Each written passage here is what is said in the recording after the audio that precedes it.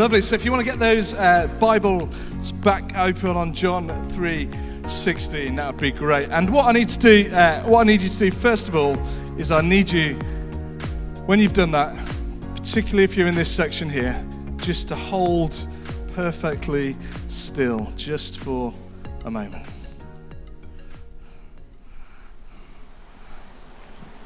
Okay. There we go.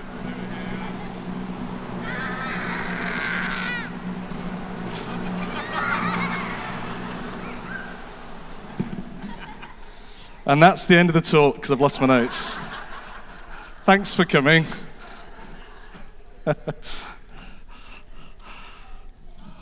Is there more? Didn't think this one through. Wonderful. Oh dear. Right. This might end up in 3 separate sections in the wrong order, and you've just got to work out how to piece them together. My question is did anyone make that wind? You were in the middle of the wind, and yet none of you made it. In fact, none of you even asked for it. Could you have stopped it from where you were? You couldn't. It just came, the wind came from outside of you, and it moved you whether you were ready or not. Now, in your baskets, you've got a pinwheel, something that looks a little bit like that.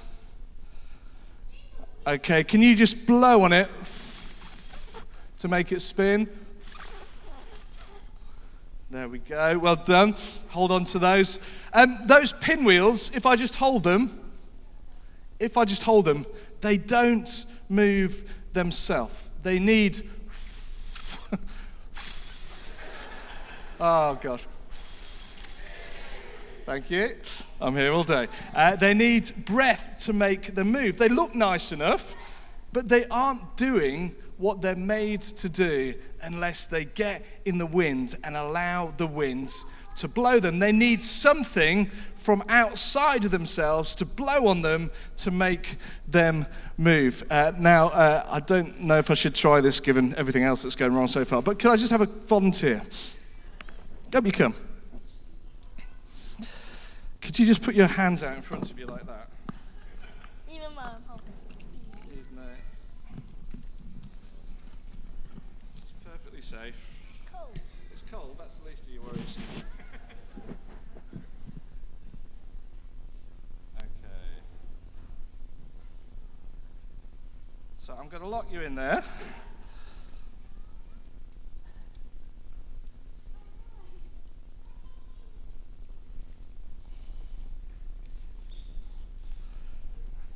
Okay, turn around, put your hands in the air. Okay, wonderful. Now, can you get out of those by yourself? Great. Of course you can. Don't know why bother. No, you can't get out of those by yourself. What it would need is someone to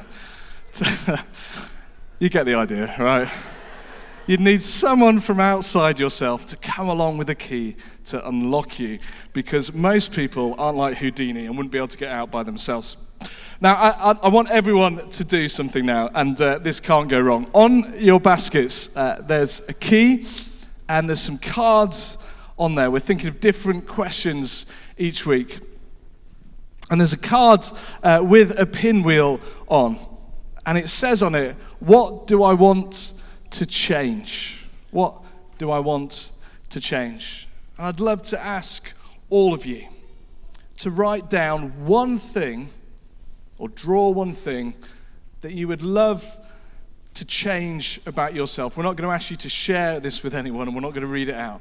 What's one thing that you'd love to change about yourself? And I don't mean like you'd like your nose to be back straight or like you wish you were a little bit more buff. What I mean is, what would you like to change inside yourself?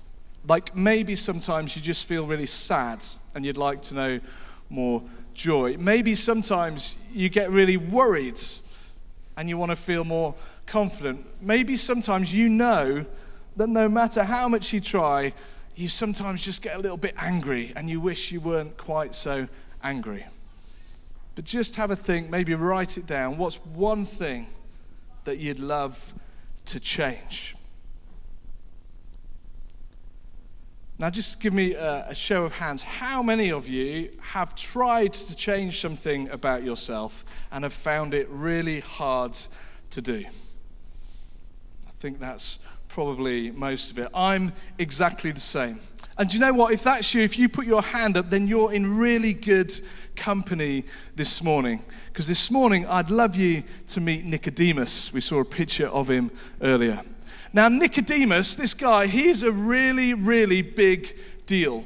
He's the kind of person that everyone looks up to. Like, he's the most important head teacher or the most respected person in town. This guy knows the Bible inside out. He does everything right. He's a member of the Jewish ruling council. Everyone go, ooh. Yeah, this guy is a big deal. This is the kind of guy who basically gets all the gold stars. And yet we read, when he comes to Jesus, the Bible tells us he comes at night. In other words, he comes in secret because he doesn't want anyone to see him. You see, he's got a really important question, but is a little bit unsure about it, and he's perhaps a little bit too embarrassed to ask it in the daytime. But I think his real question underneath everything is simply this: can I actually be different on the inside? Can my heart really change? Maybe you know that feeling. Have you ever tried really hard to stop doing something? Maybe being unkind or losing your temper, or sometimes you say something mean and it just keeps happening anyway. Whatever we try, we still stay the same. Or maybe you've tried like lots of things to kind of make you feel happier, to make you feel more full, but it never quite hits. It's okay for a while, but it never satisfies long term. I think Nicodemus knows that feeling too, even with all his gold stars. And in our passage, Jesus doesn't actually, if you notice, wait for Nicodemus to ask the question. Before Nicodemus says anything really, Jesus stops him in his tracks and he says, Nicodemus, you won't get it. You won't enter the kingdom of God. And then he says this: unless you are born again. If you really, really want to change, you need to be born again. Now, Nicodemus, bless him, understandably really, is a little bit confused. He says, hang on, Jesus, what do you mean be born again? You can't actually mean like I've got to reverse aging, become a baby, go back, like you get the biology. Like, you can't expect me to be born again. What do you mean? And Jesus says to him, no, Nicodemus, I'm talking about something on the inside. I'm not talking about physically being born again, but being born again, he says, in the flesh, spiritually, deep in your heart on the inside. Something so big, something so deep, that it's really just like starting all over again, being made new. And here's the thing. You didn't, I don't think, cause yourself to be born. Like you didn't know much about it, but you found yourself born. You didn't choose your mum, your family, where you live. That was all done for you before you had any say on it. And Jesus says the change that he's talking about works in the same way. Remember the wind? You didn't make it. You couldn't stop it. It came from completely outside of you. The pinwheel didn't spin itself. Something came from outside and moved it. And Jesus says God's Spirit works in you like that wind. You can't make God work in you. You know, you can never be good enough. You can never do enough of the right things to make the Spirit work in you. It comes from outside you. It's completely from God. But when it comes, it really can bring change.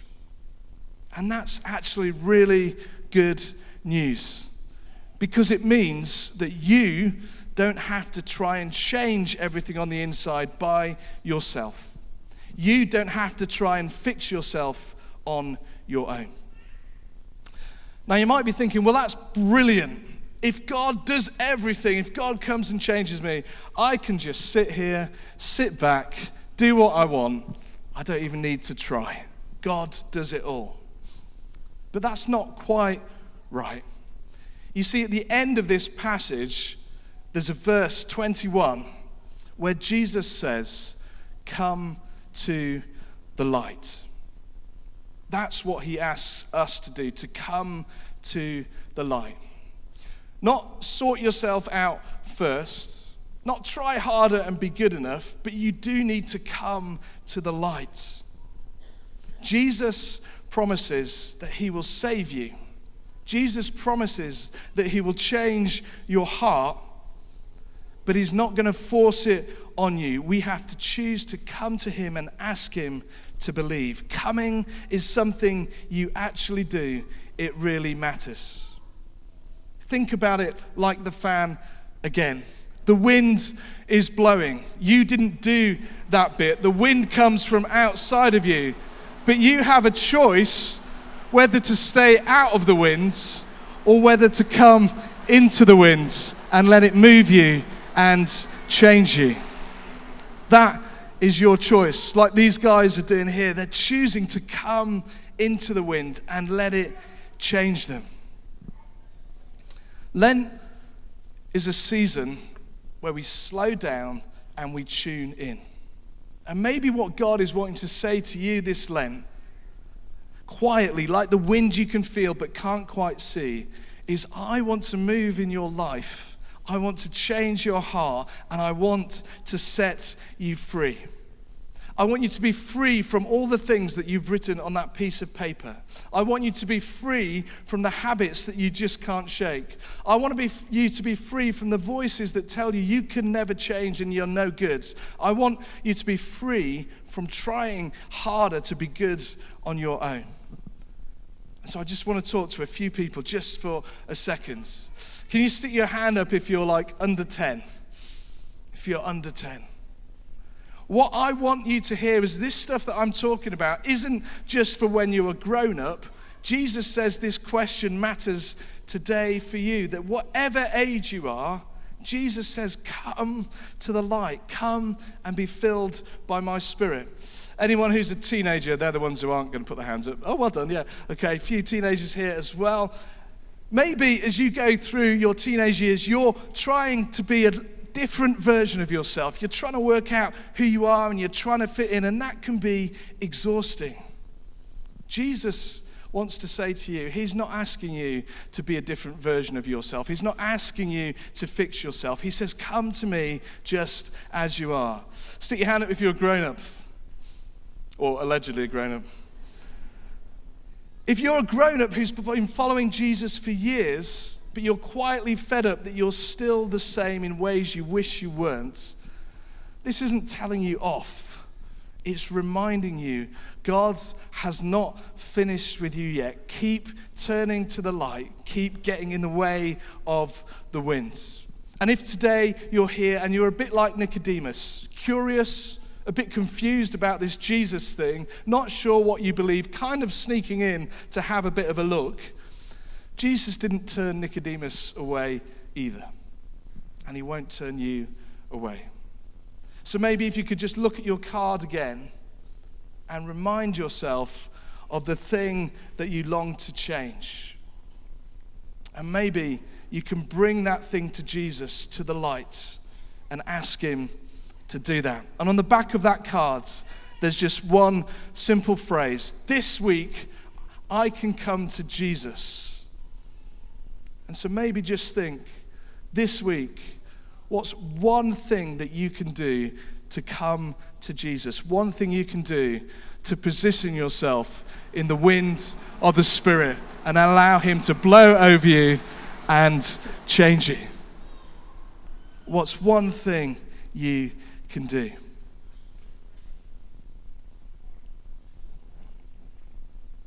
One of the biggest questions we have in life, I think, is how can I change? Can I really be changed?